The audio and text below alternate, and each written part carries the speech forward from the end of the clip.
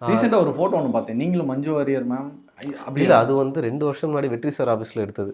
அது விடுதலை எப்போ அவரை போய் ஜஸ்ட்டு நாங்கள் ரெகுலராக மீட் பண்ணும்போது ஒரு ஸ்டில் எடுத்து போட்டு இருந்தாங்க, அவ்வளோதான். ஏன்னா இருக்கீங்கலாம் ஒரு தகவல் வந்துச்சு. அதுக்கப்புறம் படமே ரிலீஸ் ஆகி போயிடுச்சு. அதான் ஆயிடுச்சு. வேற ஏதாவது ப்ராஜெக்டா அப்படின்றது தெரில, எனக்கு தெரிஞ்சால் நான் சொல்கிறேன். ஆனால் எனக்கு ஒன்றும் வரல. வேட்டுவத்துக்காக அடுத்து, ஏன்னா வேட்டுவம் வந்து பெரிய ஸ்கேலில் ஒரு முயற்சி பண்ணிகிட்டு இருக்கோம் எல்லா சைடில் இருந்தும்.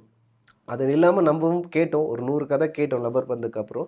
பட் அது வந்து இப்போ வரைக்கும் வந்து கரெக்டாக ஒன்றும் ப்ளேஸ் ஆகாமல் இருக்குது. தண்டகாரணியும் அண்ட் வேட்டும் இதுக்கப்புறம் எப்படின்னு நம்ம பார்க்கணும்.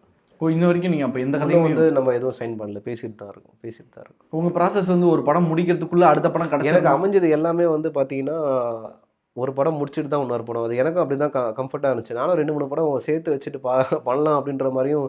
பட் எனக்கும் அது மைண்ட்லாம் அவ்வளோ கம்ஃபர்டபுள். ஒன்று முடிச்சுட்டு இன்னொன்று. ஏன்னா சம்டைம்ஸ் இங்கே ஆனஸ்ட்டாக இருக்கும் போதும் பிரச்சனை வரும். நம்ம ஆனஸ்ட்டாக இருந்தோன்னா, ஏன்னா அப்படி இல்லைன்னு சொல்ல முடியாது. அவங்க சைடில் சில பிரச்சனைகள் இருக்கலாம். அதனால் வந்து அது எல்லாமே வந்து கன்ஃபியூஸாக ஆகுது. தெரில, அதான் நம்ம திருப்பி ரொம்ப யோசிக்க வேணாம், ப்ரெசென்ட்டில் இருப்போம். இப்போதைக்கு தண்டகாரணியும் ரிலீஸ் ஆகுது, வேட்டும் கிளைமேக்ஸ் ப்ரிப்பேர் ஆகிட்டுருக்கோம். அது ஒரு பெரிய முயற்சி.